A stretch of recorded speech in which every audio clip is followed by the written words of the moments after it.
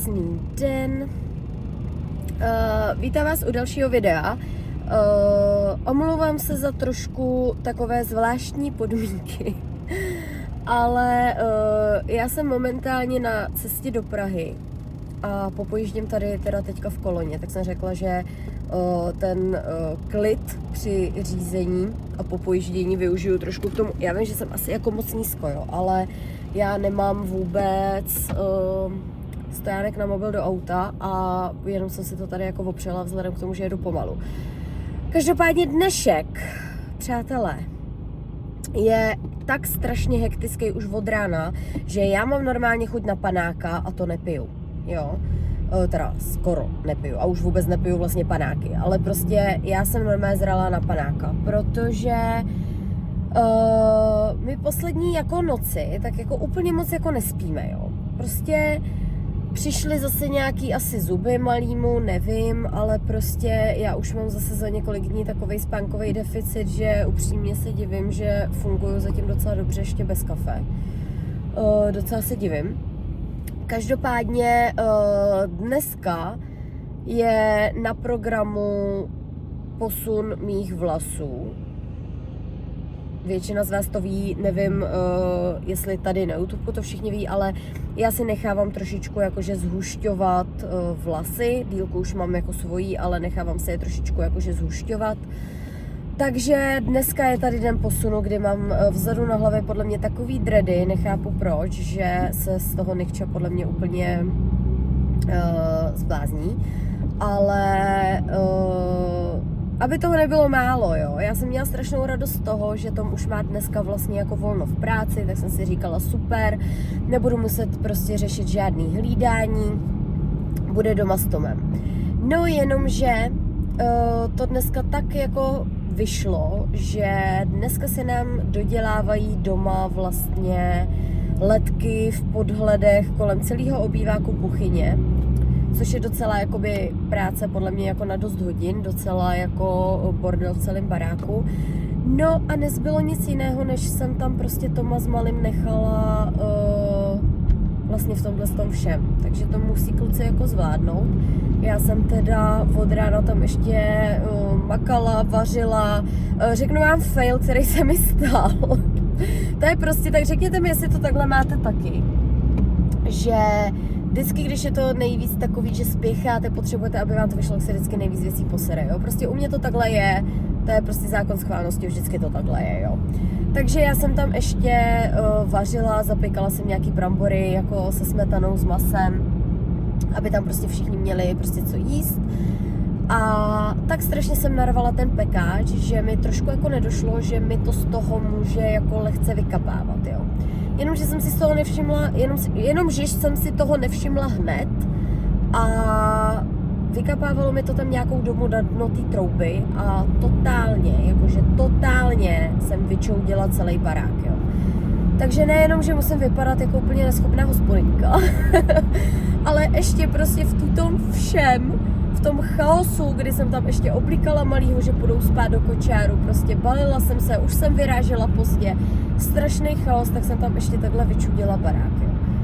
Takže já jako jsem podle mě jenom za to dopoledne tak jako vyčerpaná, že teďka tady jedu na té dálnici a ještě samozřejmě jsem schytala nějaký kolony, tak se jenom modlím, abych do té Prahy přijela jako včas, protože já bych se jako už nedivila dneska ničemu, jo.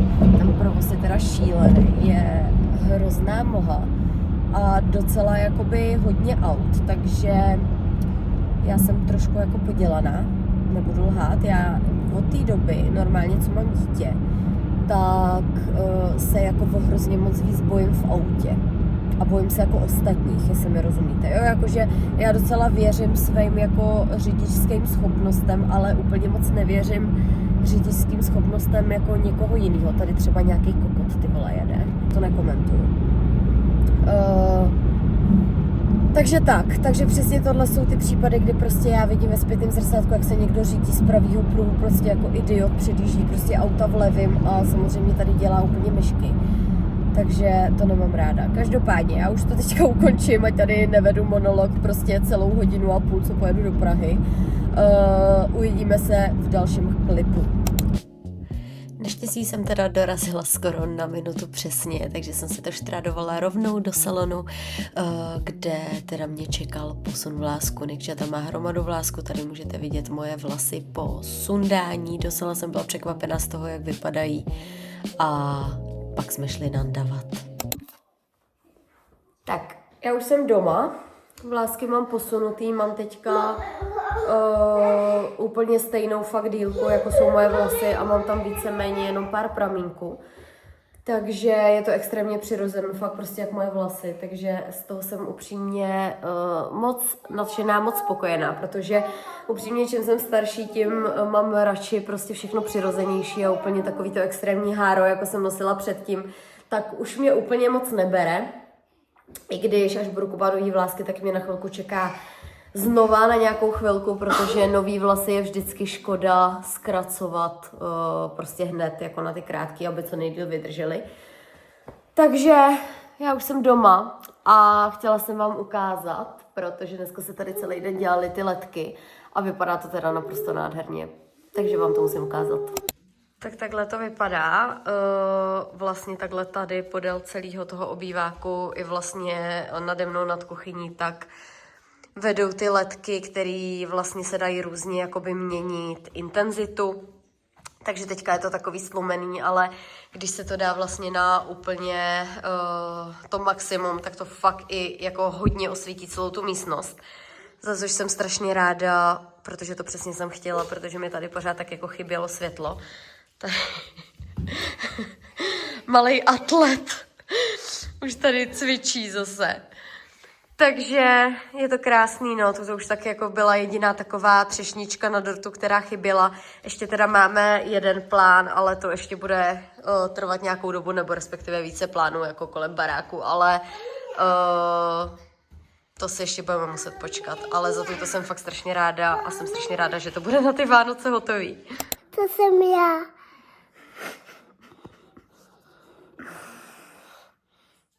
To jsem já.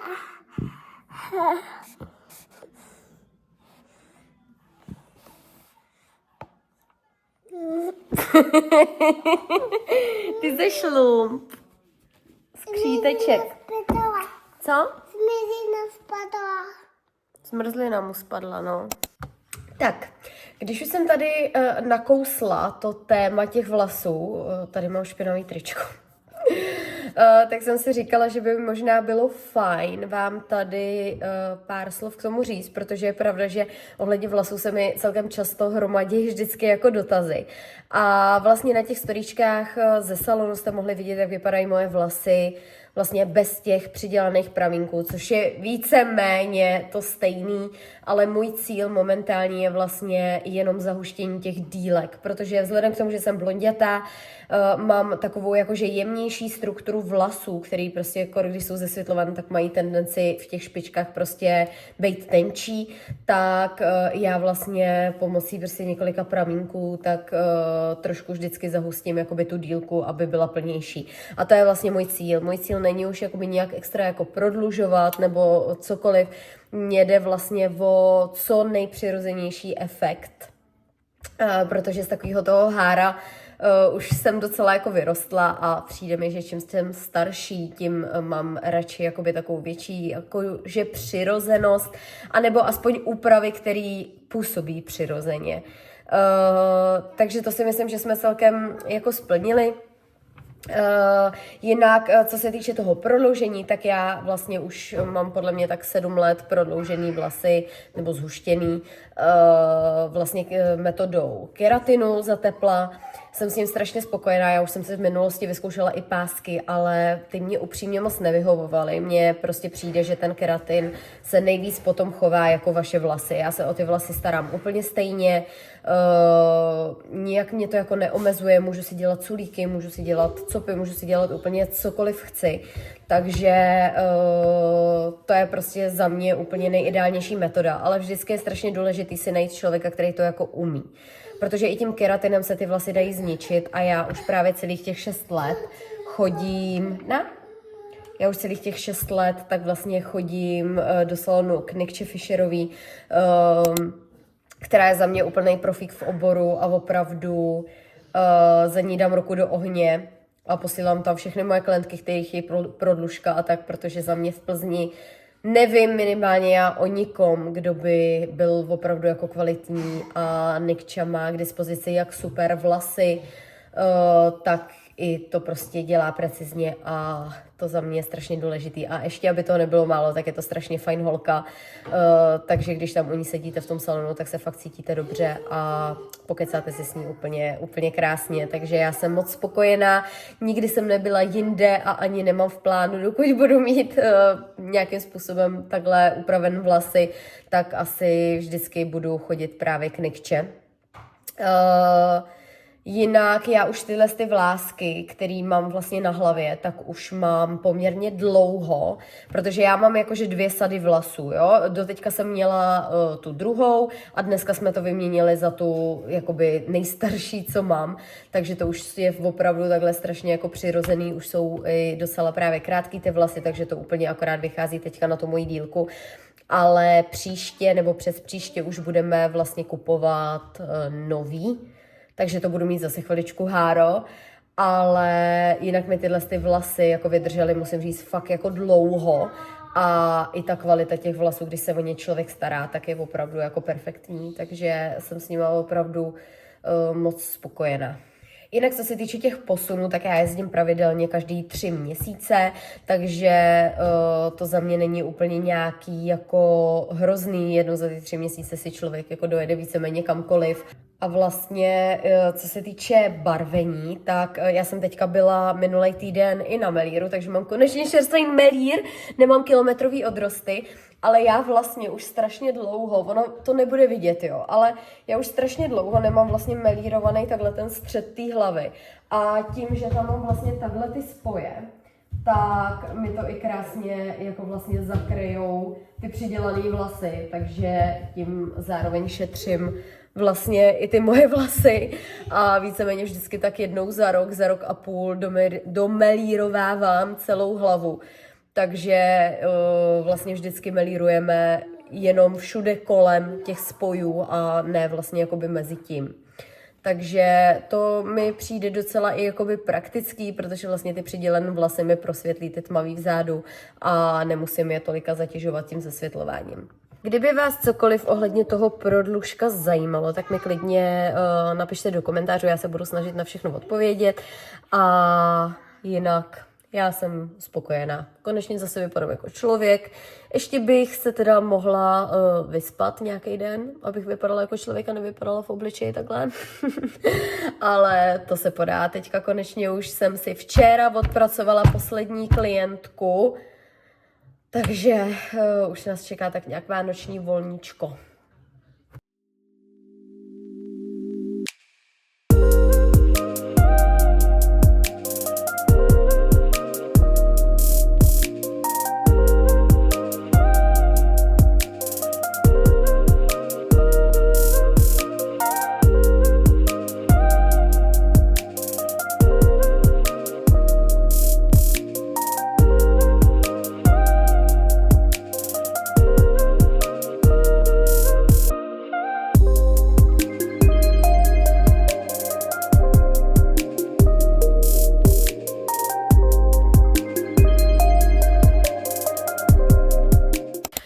Tak, krásné ráno. Já mám dneska po docela dlouhé době konečně, teďka už vlastně mi nastal takový ten předvánoční klid doma. Dneska asi ani nehodlám nikam chodit, hodlám si udělat takovou tu svoji pohodičku, kdy chci uklidit. Teďka jsem tady akorát uklízela ložnici, dala jsem to dokupy, budu postupně postupovat místnost po místnosti, aby jsme to tady na ty Vánoce měli hezký, čistý, vonavý, jelikož budeme hodně času trávit pravděpodobně i doma, takhle přes ty svátky, tak chci, aby jsme se tady cítili dobře.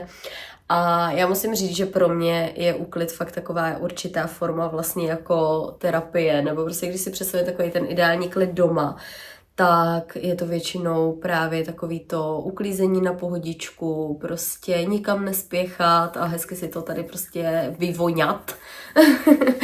takže tohle to jsou moje dnešní plány.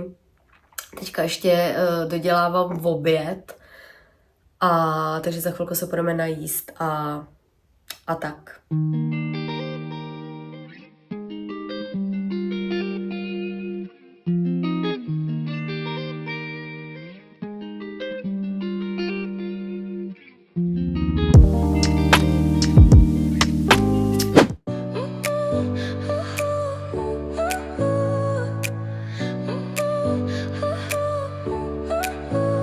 Your smile lit up like a sunrise glow. Touch so soft where the seasons flow. We met where the stars take their flight. Every moment with you feels just right. Whisper your name in the rush of the breeze. Love like an ocean rippling with ease. Teďka trošku střih. Jsme tady o víc jak týden později, protože už proběhl Štědrý den, dneska je vlastně den před Silvestrem. A já jsem teďka ty poslední dny vůbec nechtěla natáčet, protože jsme si užívali ty dny tak jako rodině. Ten Štědrý den byl takovej strašně fajn, v klidu. Potom večer jsme tady měli úplně celou rodinu, takže jsem upřímně nevzala telefon vůbec do ruky. Ale vlastně se mi to teďka tak trošku hodí, protože tohleto video bude i zároveň takový poslední video toho roku, plzeňština moje, tohoto roku. A chtěla bych si tady možná shrnout, jaký ten rok byl a celkově tak nějak říct i moje nějaký, já ani nechci říkat předsevzetí, ale nějaký moje plány pro následující rok. Teďka ještě jenom rychle k těm Vánocům a tak. My jsme si to strašně moc užili, bylo to fakt kouzelný, malej už vnímá dost Vánoce, Ježíška a všechno kolem. Takže jsme si to opravdu strašně užili, byl to takovej úplně jako klídeček. No takhle, upřímně stres to byl. Je pravda, že já jsem kolem těch Vánoc byla psychicky celkem dost jako rozhozená, to nebudu lhát, protože mně přijde, že já vlastně jakoby vždycky ten konec roku mě buď skolí úplně šíleným způsobem nějaká nemoc, anebo je ten konec roku pro mě nějakým způsobem strašně náročný psychicky. A letos se, co se týče té nemoci, pořád tak jako, i když na hraně, tak se jako držím, protože jako pořád bych řekla, že se o mě trošku nějaká viróza, nějaký nachlazení pokouší, ale naštěstí jsem úplně neodpadla. Ale abych se přiznala, tak mě to trošku skolilo psychicky, protože zrovna teďka před těma Vánocema, tak já nevím, jestli u malýho jako zuby nebo co to bylo, ale opravdu víc jak týden v kuse jsem prostě v noci skoro vůbec nespala. A u mě nedostatek spánku rovná se fakt jako silná psychická jako nepohoda, protože mi přijde, že potom mi to začne všechno na mě tak jakoby dolejhat, dopadat, mám pocit, že věci jako nezvládám, že jsem už úplně jako vyčerpaná, že jsem prostě na dně. Určitě mi rozumíte, u mě fakt jako spánek je opravdu jakože klíčová záležitost. A jak ho teďka bylo strašně málo, do toho prostě jsem musela fungovat. I přes den mi přišlo, že jakoby mě ten den stojí strašně moc energie, protože jakákoliv domluva s malým byla jako složitá, jakýkoliv oblíkání, 1000 scén denně, jak samozřejmě neměl asi kvůli těm zubům náladu, tak jsem měla pocit, že už jsem opravdu úplně jako vyčerpaná na dně a že už prostě jakoby nemůžu dejchat, jo. A musím říct, že to na mě jako celkem dost už jako dolehlo, takže jsem potřebovala takový úplný jako restart a tak nějak jsem se teďka za posledních pár dní hodila trošku do pohody. Už sice pořád ty noci jsou trošku takový, jakože minimálně jednou mě prostě zbudí, ale už tak nějak jsem jako vyklidněná, už jsem tak nějak jako celkově psychicky naladěná asi i na ten nový rok a jsem tak nějak připravená na to, co mě v tom příštím roce čeká, protože schválně mi dejte vědět do komentářů, jak jste to měli vy, ale pro mě ten rok 2025 byl něčím hrozně jako divnej a hrozně jako svým způsobem i jako negativní, náročný, i když tam bylo samozřejmě spoustu krásných věcí, nebo spoustu krásných jako událostí, tak vesměs mně přišlo, že celý ten rok byl pro mě ve znamení právě různých jako psychických výkyvů, kdy jsem měla hrozně častokrát pocit v tom roce, že je toho na mě jako moc, že je hodně práce, náročný prostě situace i jako s Alexíkem, prostě tak nějak jako všechno dohromady. Já jsem celý rok hodně bojovala i tak jakože sama se sebou, s nějakým svým jako sebevědomím, s nějakou takovou tou svojí sebehodnotou, protože jsem prostě měla pocit v tomhle roce, že si nejsem absolutně jako, jak bych to řekla, taková jako jistá v kramflecích. Ve všem jsem o sobě pochybovala, jak v práci jsem měla pocit, že vlastně nejsem dost dobrá, tak jsem měla pochybnosti i jako v životě celkově, že nejsem dost dobrá, že nedokážu třeba při tom zápřehu držet i nějaký jako jídelníček, nezvládala jsem cvičit. Prostě jsem měla pocit, že všechno kolem mě jde absolutně někam na druhou kolej a úplně mám pocit, že i když jsem ten rok začala tím, že bych právě chtěla na sobě pracovat, tak jsem postupem toho roku zase úplně ztratila sama sebe a úplně jsem se točila v takovém začarovaném kruhu, ze kterého jsem jak kdyby nedokázala ven. Takže to tak trošku jako upřímnosti z toho mýho života za ten poslední rok. A já musím říct, že teďka ke konci toho roku, jak prostě už jsem taky tak jako se teďka tak jako vyklidnila, trošku jsem se srovnala, tak jsem tak nějak jako si uvědomila, že vlastně to bylo tohleto období nebo ten rok, tak byl něčím určitě pro mě jako důležitý a zásadní. A tak nějak nás čekají od nového roku změny i vlastně v tom, že jde Alexík vlastně do dětské skupinky, nastupuje, když to u zápisu vyjde, tak vlastně od září půjde pravděpodobně možná do školky, takže ten život se nám zase jako hrozně moc změní a podle mě i ten můj život, jakoby čistě co žiju za sebe, tak nabere trošku jiný rozměr, že začnu mít i třeba trošku čas a prostor sama na sebe. A na to se upřímně strašně jako těším. A tak nějak cítím, že ten následující rok se mi konečně podaří najít tu cestu k sobě. Protože upřímně za ty 2,5 roku skoro to jako potřebuju. Jako být máma je úžasný, já jsem strašně vděčná za to, že Alexíka mám, naplňuje mě radostí každý den. Ale musím říct, že ty 2 roky byly i extrémně jako náročný, vyčerpávající, psychicky, fyzicky. Člověk opravdu jako na nějakou dobu opravdu vlastně ztratí jak kdyby sám sebe a já se strašně těším na to, až budu moct trošku budovat i ten svůj svět. Zároveň samozřejmě být na 100% máma, ale i prostě věnovat takovou tu lásku a ten čas sobě, protože opravdu mám pocit, že za ty 2 roky jsem se úplně zanedbávala po všech stránkách a nebyl prostě prostor na to být i jako já. Takže na to se fakt extrémně těším. Já jsem si dala teďka takovej prvotní cíl na takovej rozjezd, abych měla sama za sebe dobrý pocit, abych měla takový nějaký jakoby systém, řád, takový nastartování do toho nového roku, tak jsem se rozhodla, že se pustím, nebo že se zapojím do lednové výzvy od Katky Fričový. Protože cítím, že potřebuju mít nějaký jako plán, nějaký jakoby, nějakou rutinu, něco jako pro svůj pocit splnit a dokázat, abych se tak jako nastartovala v tom novém roce. Úplně to nechci pojmout asi čistě jakože nějakou cestu za hubnutím, i když samozřejmě i to by se mi líbilo, nebudu lhát, chtěla bych se zase cítit ve svém těle dobře, což momentálně se upřímně moc jako necítím, i když vím, že to není nějaká katastrofa, tak prostě se v tom svém těle necítím úplně dobře.